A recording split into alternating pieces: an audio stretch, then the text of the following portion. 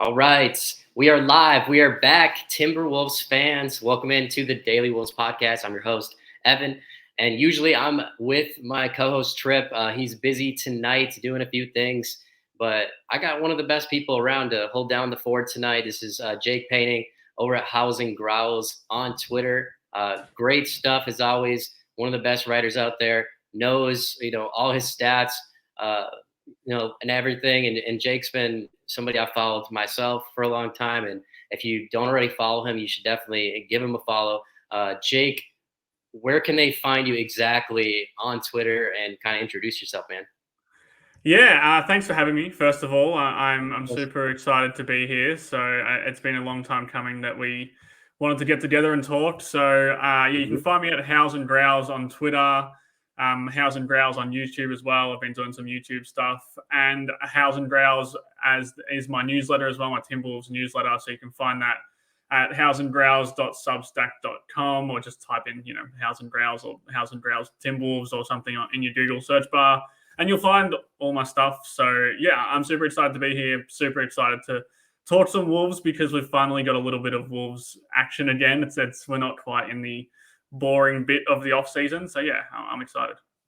No, and speaking of not being in the boring part of it, we have FIBA basketball, which we'll get into in a little bit, kind of getting us through it. We had the summer league and had some impressive stuff, which maybe we'll go over a couple awesome players in a summer league for those Wolves fans. And, just looking forward to pretty soon here, hopefully USA kind of getting in there, winning the tournament. And then it's going to be, training camp's going to be right there for the Timberwolves. So we're going to be rocking and rolling. You're going to see Wolves Twitter really. All the reporters are going to be back on. You're going to see Dane and John, all those great guys covering it daily. And so we'll be right into it. And then before you know it, it's Jimmy Butler in the Miami Heat coming to Target Center on the 28th. So, I'm thinking about flying in for that game. Hopefully a lot of Timberwolves fans turn out. And today I wanted to start it off with, before we kind of got into everything about the FIBA tournament, there's something, Jake, that kind of rubbed people the wrong way the other day on Twitter, at Wolves Twitter, was feeling some type of way about it. And that is Patrick Beverley. He did hop on his podcast, man. And I know you saw the video. I know a lot of Timberwolves fans that are watching saw the video in the comments that Patrick Beverley did make about Anthony Edwards and about Minnesota. What did you exactly think about that, Jake?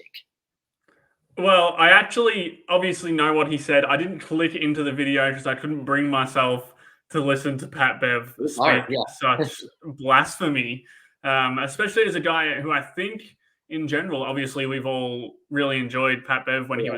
when he was with Minnesota, and he's always seemed like a guy who went for bat for these smaller markets and went to bat for Anthony Edwards and for these superstars who are emerging in teams that aren't the big market teams. So it was a little bit disappointing to see Pat say that, and it was a Mhm. little bit disappointing just in general because it's a guy that we all love and we all respect for what he did with the Timberwolves. I mean, it's just stupid, isn't it? It's a stupid narrative. It's It is, if yeah. if it, if every player is going to end up with a big market team or needs to end up with a big market team to see their star rise, then we may as well just put 5 teams in LA and 5 teams in New York and 5 teams in Miami and just call it a day. And then we can all just, enjoy the basketball with the teams that are meant to be there according to these people. So I think it's stupid. I think that Anthony Edwards is signed a 5-year contract 3-4 weeks ago, and we could at least give it maybe a year or two before we start talking about how he needs to move to another team. And there was that article that came out today that's caused a lot of rage and stirred up the fan base as well about the same thing, and it's the same answer. It's just dumb. Yeah, I mean, I get where they're coming from, and it would help, like, him be might help him be more recognized. It might help him be out there and get all the fame that he's always wanted. But at the same time, when a player is so special like Anthony Edwards, I mean, you don't need to be in New York City. Eventually, if you're that truly that special, you're going to shine anywhere. I mean, look at Giannis Antetokounmpo out in Milwaukee. He won with the Bucks, proving Mm-hmm. that he can win with the team. Right? Look at the Denver Nuggets. They just won the NBA Finals, and there's a Yeah. star out there who's the best center, arguably the best big to ever play the position ever in NBA history.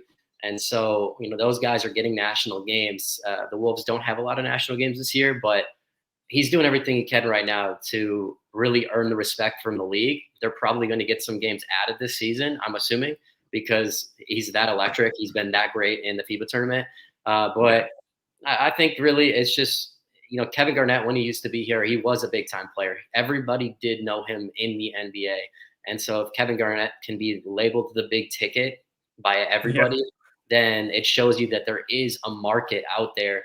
And Anthony Edwards, he not only, is he that kind of player that you and me love and a lot of people watching, but, he's even in movies, right? He's an actor now. We even had that in Minnesota. And yeah, I don't think the big market has restricted him in doing anything that a big market player would be able to do. Like you said, he's in movies. Everyone knows his name. He's leading the USA team right now. He's kind of the head honcho for that team. And Steve Kerr, the coach, has gone on record saying that. I mean, there's nothing at this point of his career that I think has been held back by being in a market like Minnesota. So I don't understand where that comes from. And look, the Timberwolves and Ant himself as a member of the Timberwolves need to prove that they deserve 20, 25 national TV games because they have been bad for so long.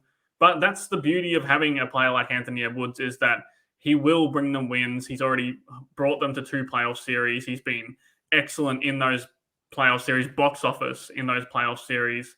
And as the wins come, which I suspect they'll come more this season than they did last season, the season after that, they'll get more national TV games. Like you kind of alluded to, these things will come on the back of Anthony Edwards. I don't think he needs to go somewhere else to earn the respect that he will naturally kind of just find by being a great player. Yeah, like you look at, Minnesota when we got Jimmy Butler and players that came here that year. The Wolves got a Christmas Day game. We've never had a Christmas Day game ever, right? That was the first time I believe we ever got one.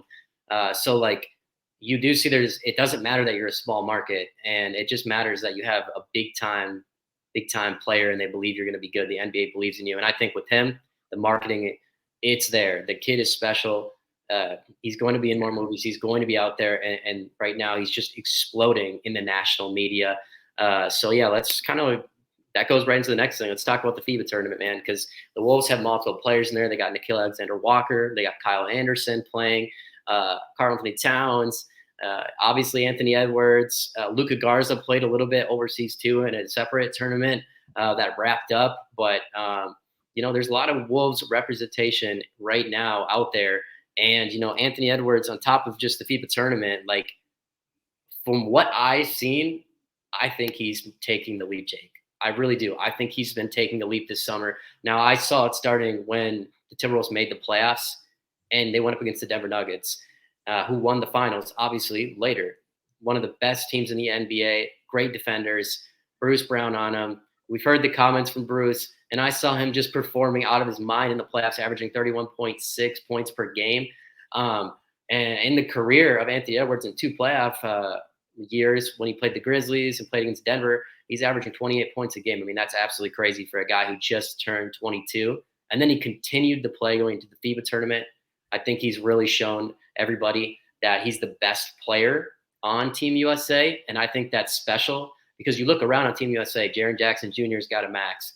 Tyrese Halliburton just signed a big contract, right? There's players around him. Paulo Banchero, Rookie of the Year. All these players around him that are somebodies as well. They're getting max contracts as well. But he's just separated themselves, and he just looks like a star player that when the team goes to the Olympics the next year, he's one of the players that's going to be on that Olympic roster.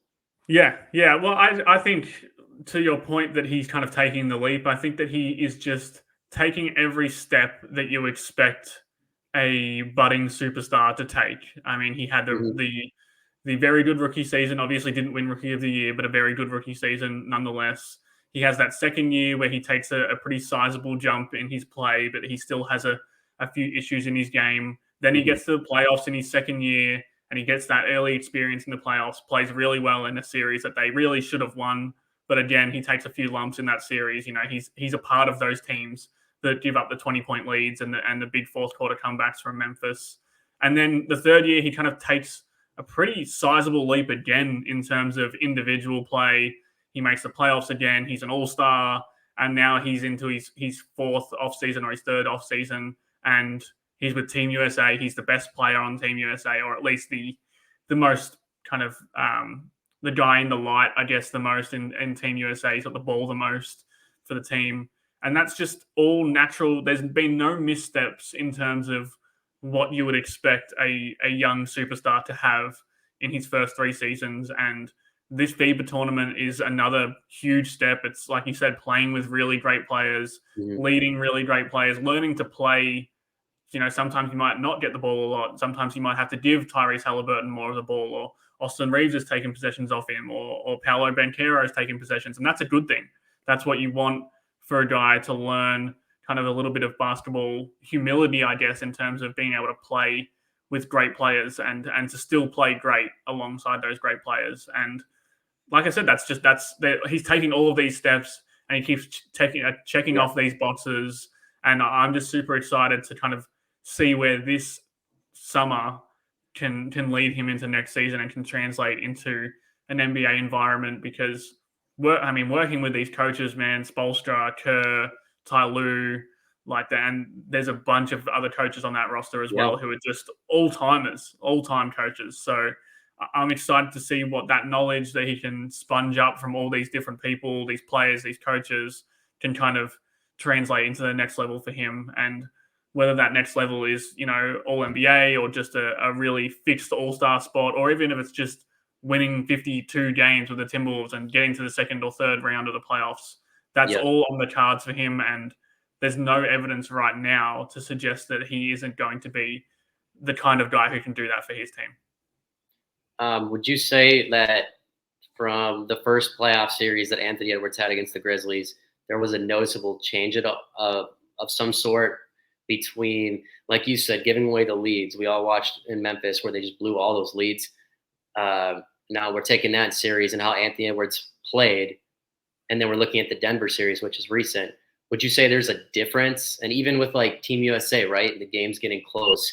Like today, this morning, people who watched it, Anthony Edwards comes out the second half, erupts for 17 points in the second half, and really just does it on both ends. He's playing defense, he's scoring, he's erupting. And the thing is, too, everyone thinks of Anthony Edwards as a scorer, but what I saw in the Denver series, what I saw this morning is Anthony Edwards is, I feel like he's like, think about it, Jake, like the game against Denver where Anthony Edwards said, "I refuse to get swept."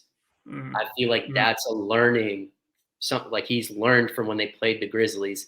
They didn't just lose because of Ant, but I just feel like he learned a lot from that series, and he's really learned how to I have to play on both ends, and I will do whatever it takes to win for my team.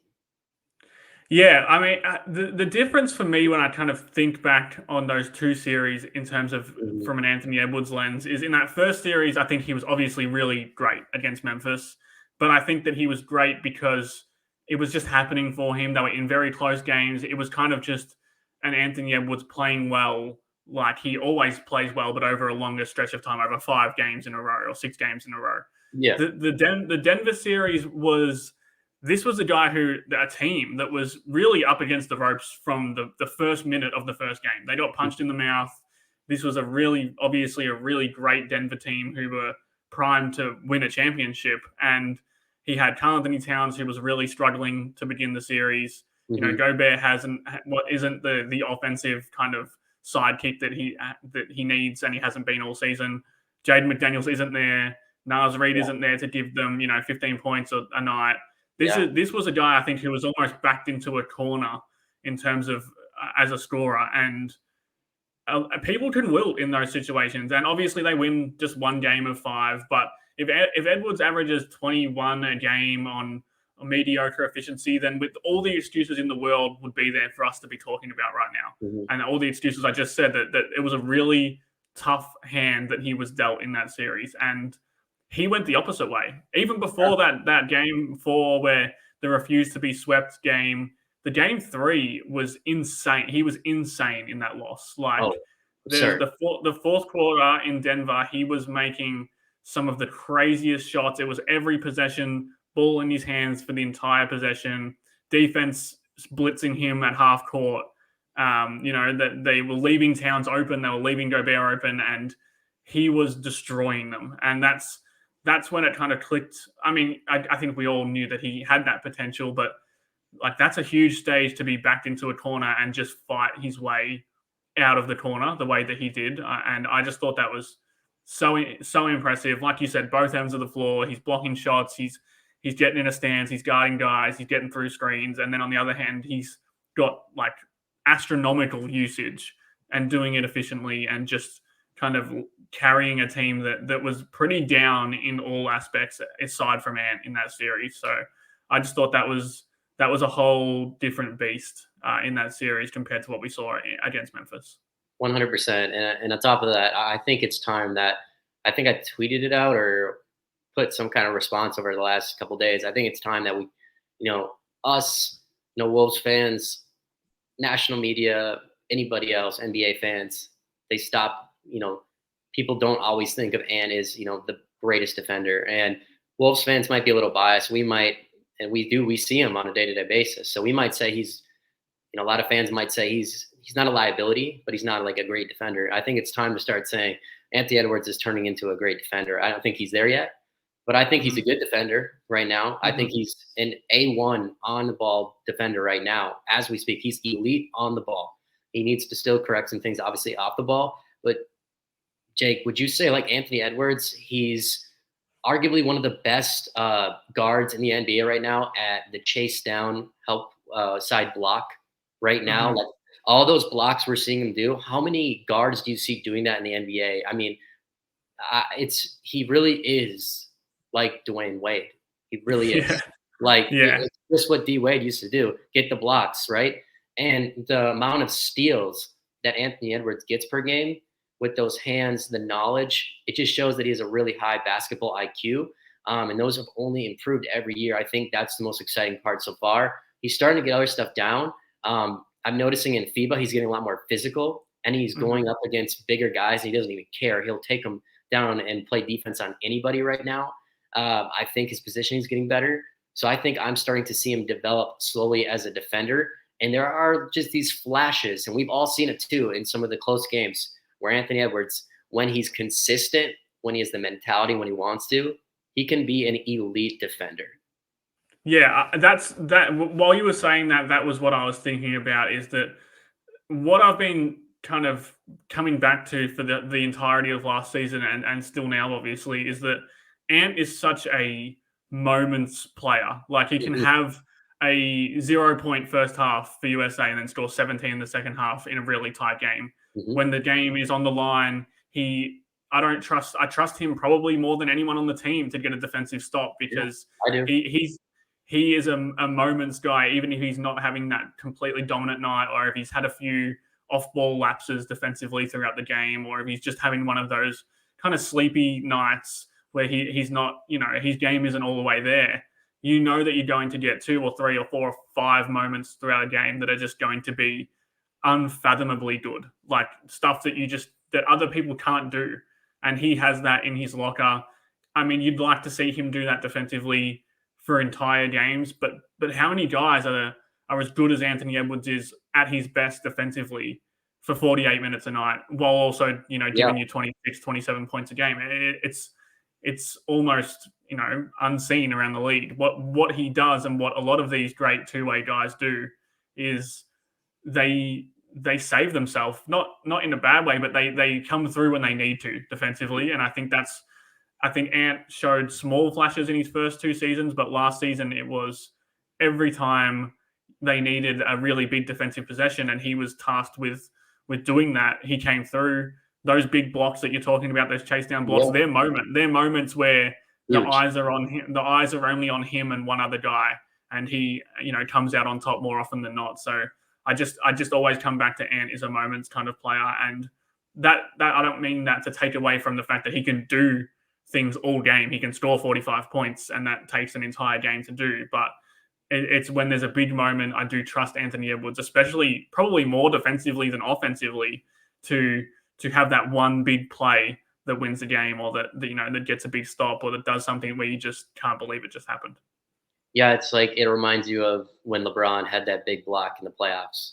chase down Yeah, block. that's a big moment. That's something you could imagine Anthony Edwards doing in a huge playoff series when the game Just is hear it. on the line. You can hear the national guys screaming on the TV.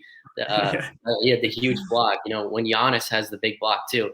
Those, like you said, the moments. That kid is special. I mean, the way he gets up too. It's. Mm-hmm. I mean, how many guys? Oh, he's a freak. He's a freak athlete. Insane. And so you can't just say that another guy can replicate that, because they can't. They just physically cannot do what Ant can do. And that's just, he's that special of a player. And the fact he has such a good wingspan, he's so bulky for his size and at his age. I think that also just is a recipe of, he's going to be able to switch on multiple guys. He can stay with smaller guards, but he can guard all the way up to, potentially even power forwards at some points, which absolutely. Well, he was guarding Nikola Vucevic from a lot of that game. They were trying to front Vucevic with Ant in the post to kind of run a zone where Ant could kind of roam around and stop the post ups from Vuce, who was obviously playing really well to Nedro. So that shows you that a guy like Steve Kerr has the faith in him that he can body up with one of the best kind of body to body big men in the league. So I mean, it's just another tick of approval, another step that he's taking. And today, one of the coolest things I noticed about Edwards too, another growing thing, is I remember seeing a moment where he was going off in the second half, and he really had a chance to keep going off, and he had a chance to take a shot, but he decided to pull it down instead, go around and do a nice pass. Jaren Jackson Jr. get him involved into the game, and then Jaren Jackson kind of went around and got kind of he tried to go back and get a dunk, but it kind of like he didn't fully get the dunk, but he got the basket. And so just getting like his teammates involved, I'm starting to notice him pass up the normal shots you would have seen him take his first years. And he's really trying to get, pass it, share the ball. And I think that's one of the most encouraging things we've seen in FIBA is Anthony Edwards is really sharing the ball. He's playing team basketball. He's getting everyone involved, and his rebounding still. I mean, it started improving over the years. We've seen it in Minnesota. But I think I'm so impressed on how Anthony Edwards rebounds the ball. It's something we just begged Andrew Wiggins to do, right? We'd have those games that Wiggins would drop. Wiggins would drop 40 points and 10 rebounds, or 38 points and 10 rebounds, and everyone we get so excited in Minnesota, right? And we just. But it was normally like 21 and 2 rebounds and 1 assist. Yeah, and Anthony Edwards right now, I think he's showing you that even if he doesn't always get the scoring numbers, like even when he's dropped 15 points for Team USA in games, he's getting rebounds, he's getting assists, he's playing good defense, and he's doing all these big steals. He's doing other things now. So even if his shot isn't falling, like you said, he's still going to be effective. He's going to affect the game on either side of the ball. And we all know he's going to get going eventually in the offensive end. You can only hold down that kind of a guy so long. So it's been so fun to watch him grow. Kid's amazing. I'm just glad finally the national media and NBA fans all around are talking about him, and he's really getting a lot of the praise he deserves. So it's been awesome, man. Another guy, Jake, that kind of want to move on to is going to be Karl-Anthony Towns. He had a game this morning, dropped 39 points in the FIBA tournament. Unfortunately, the Dominican Republic did end up losing, but still, nonetheless, Karl played a fantastic game. He's been great in the 3 games for the Dominican Republic. And he looks, I think my favorite part about it that I put out, I've tweeted this out too. He looks so freaking happy, Jake. Like he looks, and it's so good for him because everything he went through over the last couple of years with injuries, and then obviously the passing of his mother, who is Dominican, and that's why he is playing for the team. I think, that's so special to him to play for the Dominican Republic and his mother. And I know she's damn proud looking down on Kat, but just to see him, how happy he is, I think it's so good for him. He needed that for just his own mentality and sanity. And I just think it's so good because he's going to come into next season with just this positive aura. And he's just going to be almost hopefully, have a really big season for the Wolves because of this. Yeah, I think you compare it to last offseason, and last offseason, I think he got stuck in this vicious cycle of the illness before training camp, and then he comes into training camp and he kind of doesn't do anything as he's recovering. And then the season starts and he's in pretty poor form by his standards because of that injury and because of he's probably a bit out of shape just in general from not being able to work out. And he's trying to configure how to work out with Gobert, and everything just spiraled and it obviously ended with the calf injury. And I think you compare that to this year where he is playing with the FIBA team. He looks super happy. He's out there celebrating with the fans. You know, Mhm. he's scoring a ton of points. He's playing well. He looks super healthy in terms of the way he's moving, especially He's moving compared to so the well. back end. Yeah, compared to the back end of last season, where he was back and he was playing fairly well before the playoffs, but he Yeah. didn't really look overly healthy. His speed is back I too, just like, think his that, driving speed, it's back. Like, I mm, noticed that, at elite speed, the yeah, burst come back, right? yeah, that's such a huge part of his game. Like if he doesn't have that burst, he's kind of just a 3-point shooter who's a bit slow when doing other things. But what makes him different and what makes him, I think, a really unique big man scorer is that he can shoot that three and then he can take guys off the dribble when he's not Yeah. shooting the three. So I mean, you look at the game against Puerto Rico, he was fantastic. Still a few issues in some games with some fouling and with some temper tantrums, but I mean, you got to take the good with the bad. I think at this point with Towns, and what we were missing last season was the good, and we were just getting too much of the bad, due to health and due to kind of the like I said, the off season that he had. But I think if you're projecting forward to next season, he's going to come in with a team that's overachieved the Dominican Republic. They've done their country proud. He's the biggest reason that they've done so. He's honored his mother, which again is so awesome, and he's done such a great job of it. They've got at least one more game, if not a few more, if they manage to beat Serbia. They've, like I said, they weren't meant to be where they are right Yeah. now. So I think that he's going to come in with confidence in himself. He's going to come in with confidence in his off season. He said in an interview the other day that he normally doesn't start working out until after this point in the year. So I think he's going to come back healthier. He's going to come back quicker. Hopefully that leads to better health throughout the season. I just think the signs for Cat are all positive this season, whereas last season the signs heading into the season were all negative. And I mean, who knows what's going to happen in the season, but that to me can only be a good omen. The way he's shooting the ball right now too is I just want to see him keep jacking up shots, man. it's Keep letting them probably fly all this. season.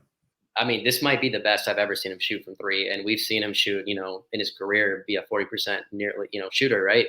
But the way he's shooting right now is, I mean, it's probably unsustainable, but it's just crazy. I mean, Well, that's the type of shots that he's taking as well. Is it? yeah, It's not. They've been really deep threes. They've Damian been Lillard shots.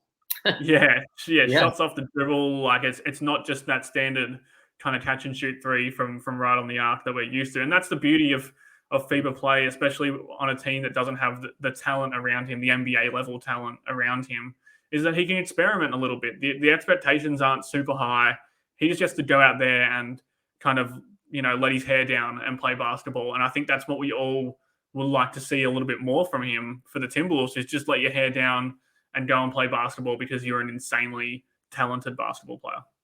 yeah, and I think it's just good for him to realize that I'm successful playing this way, and so maybe you know the coaching staff, Finch, all those guys, they're all watching obviously him play in FIBA, and they're figuring out how to really utilize him in the game, how to offensively feed him. And I think Carl needs to know himself. Sometimes you wonder, Carl, how did you only shoot these many times? And now I feel like he's just kind of having Yeah. fun, letting it fly. And you want him to shoot. He's too talented of an offensive player to not let it fly at certain moments. So hopefully he learns from this as a player himself, and he just learns that, hey, you know what? I just got to go be myself and play my own game and trust Yeah. in all the outcomes, because I think he's going to get plenty of open opportunities playing alongside of the Wolves players. But yeah, that kind of goes into the other thing is, how will, Cat and Gobert really fit this upcoming year? Now we've seen him perform in the FIBA season. We've seen that he can be a threat from deep. Do you think Cat's going to be out on the perimeter mostly, or do you think they're going to, I mean, how does the spacing work? What does your gut tell you on what the Timberwolves game plan is going to kind of be, Jake? What are we going to see? Yeah, my gut is confused because I'm not sure that Finch loves using Cat as a sole kind of perimeter guy because he's so talented in other areas. I think in Yeah, general, Finch's offensive scheme, he enjoys getting people in the post so that he can open up looks for people on the perimeter. that just doesn't work as much when Gobert's there as well. It worked the season before when they had shooters and spacers and runners around Cat. I know Vando was there, but Vando would cut from the perimeter. He was fast. He would move around inside the arc, kind of like the Energizer bunny that he is. And Gobert isn't that. And that's, I think they have to, when they sit down this offseason, or they probably already have, and they kind of, the coaching staff go through what they need to do to improve this offense next season, which was really bad during the season.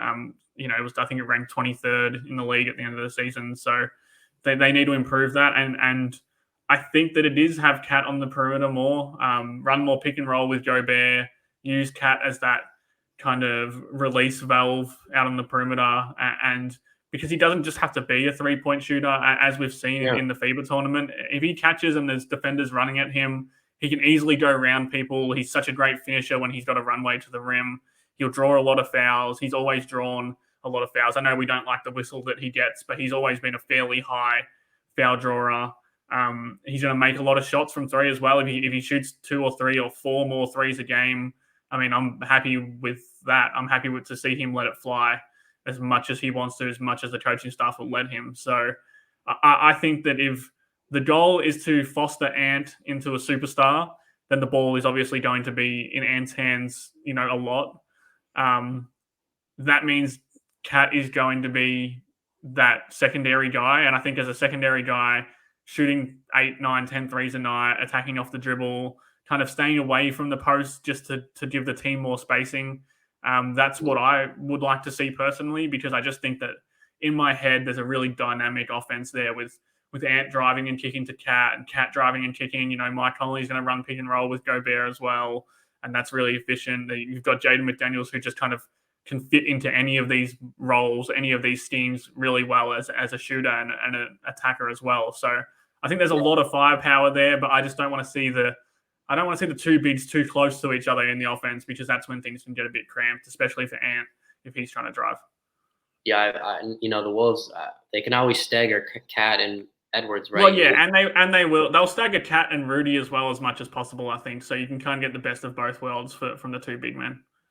Yeah. So and then that kind of goes into Mike Conley, where now we finally are going to get Mike Conley for a full season. Mm-hmm. Is he a big difference, Jake? Do you think over D'Angelo Russell for the team if he has the full year with the Wolves? Because if you think about last year, if the Wolves had Mike Conley the whole season, are they barely making it to the playoffs, or is that really that big of a difference for the Timberwolves team with their current roster and how it's constructed? Yeah, well, I think that last point is the most important. Is it's how the current roster is constructed, because I don't think that Conley could have been as good as D'Lo was the season before on a team that kind of relied on D'Lo to be more of a shooter, more of a creator. And D'Lo, I'm not a huge D'Lo fan, but I think the season prior where Minnesota won 46 games, he was awesome in the role that he played. He still had his defensive issues, but he really fit in Chris Finch's system that year. But then you roll over to the next year. He obviously didn't mesh with Gobert very well. I mean, you replace Conley with D'Lo in that respect, and you get a guy who really fits with Gobert and who really knows how Gobert operates. They needed a little bit more point of attack defense last season, I think, from D'Lo, and they didn't get it. Conley's much better there, and more importantly, Conley's really good at chasing shooters if he's playing in that off-ball role. Like, obviously, Jaden McDaniels is going to handle a lot of point of attack defense, and so is Ant. So Conley was really, really great at kind of playing on small forwards. Like he had games where he played on Cam Johnson.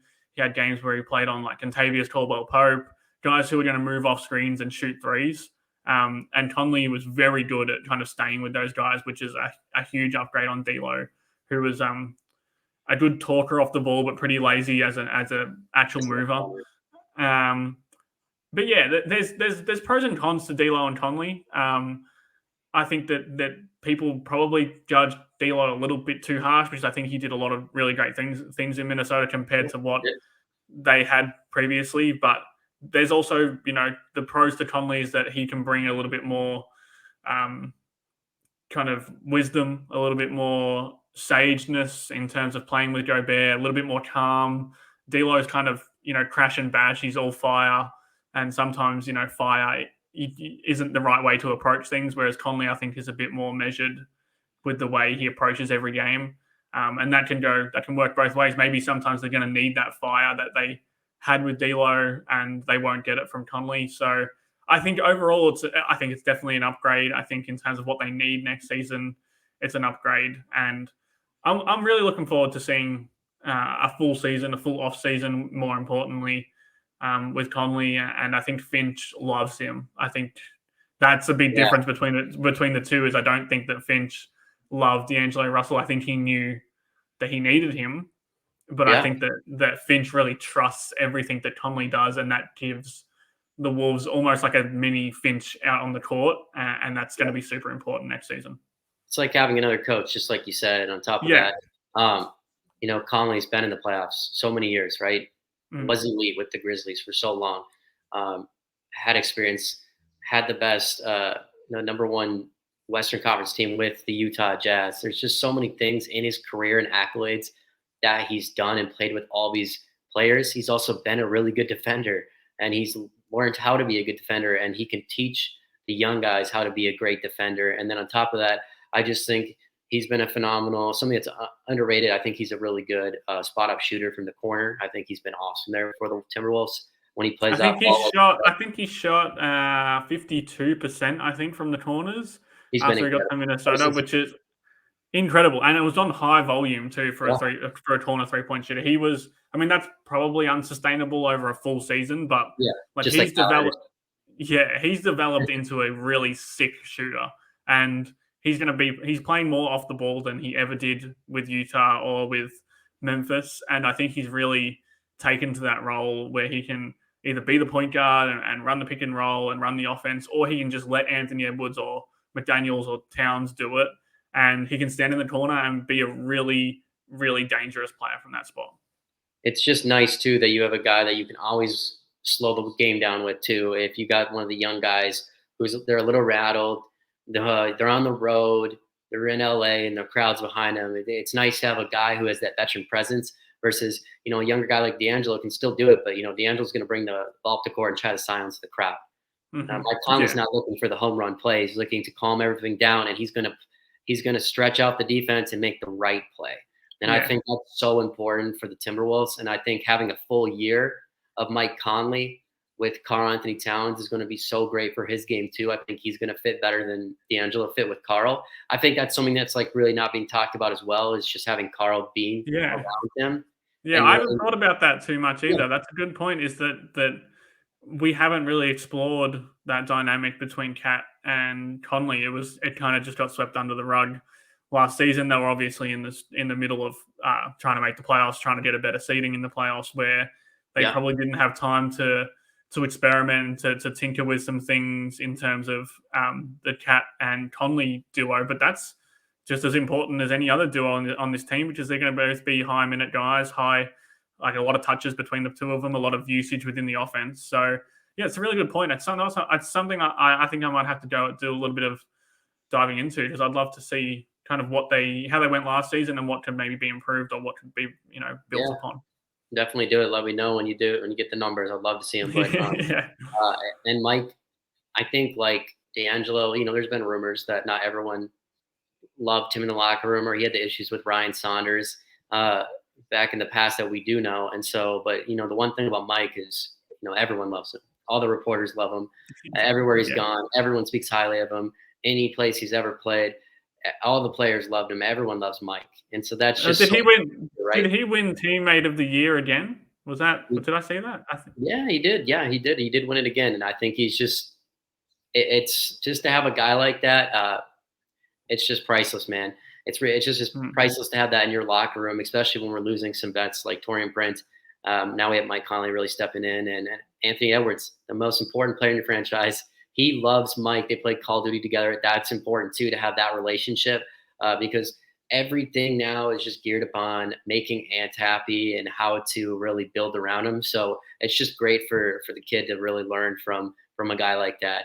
The last thing, Jake, before we kind of wrap things up today, that I wanted to go over for anybody still watching is, somebody that I'm all in. I'm literally all in. I'm all aboard, Jake. Leonard Miller hype train, and I had to bring it up, man. I know we talked a little bit that we were going to talk about it today, but Leonard Miller. I think from what I saw in summer league, he's ready for NBA minutes. Because he looks like an NBA player already. I would put him at the very end of the bench in the rotation. I'm not saying he should come in and get made minutes right off the rip here, but I was huge on a guy like Josh Minott. I really thought Josh could come in and potentially earn some minutes eventually. But from when I watched the two of them play in summer league, Leonard looks like the real deal. He looks like he's ready right now. He looks more polished than Josh is. And I still love Josh. I'm still a big Josh fan, and I hope he earns it. But I think Leonard Miller's ready to contribute from day one. And I don't know what you think, but what did you see from him that made you think this kid's got something special? And, the Wolves might have got a steal as long as you let Tim Conley cook. I don't think we were saying let Tim Conley cook at about halfway through the season.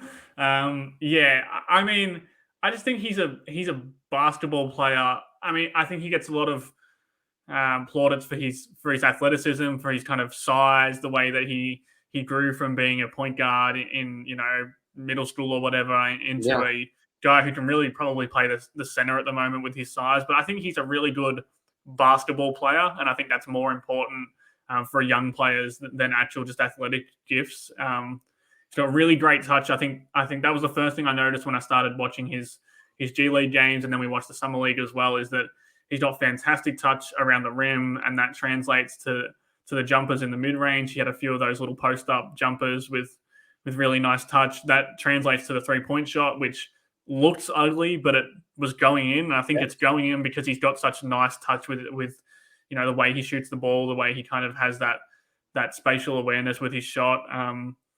I just think that he does a lot of little things that help win games. He rebounds. He's unpolished defensively, but he wants to defend well. He wants to protect the rim. He wants to make the right pass. He wants to get out in transition and get easy points. Like, I think these are all things that are going to endear themselves to the coaching staff right away. Like, he's one of those guys, I think, that if he was playing on a team that's going to win 30 games next season, he's probably playing 25 minutes a night.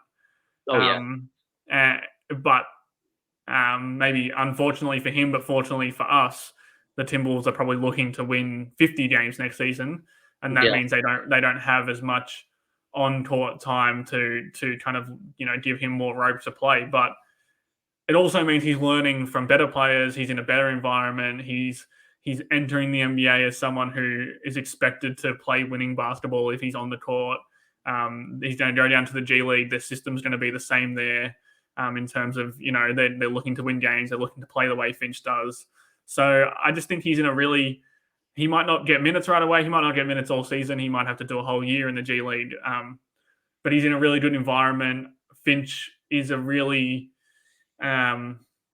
experimental and creative coach with his big men. I think that he knows how to use big men. He knows how to grow big men. And he's not afraid to let a big guy play like a guard if that's how the big guy is kind of wired. He lets Cat be Cat, and not every coach has let Cat be Cat. So I expect he'll do the same with Leonard Miller. I expect when we see these G League highlights, we're going to see him, playing in a way that's sometimes looking like a big man, sometimes a point guard, sometimes a small forward. Like, he's that kind of. I think when I wrote about him in the summer, it was that he's like. Back in the day, they used to be the tweeners, and everyone didn't want to draft a tweener. You didn't want to draft a Derek Williams or an Anthony Bennett.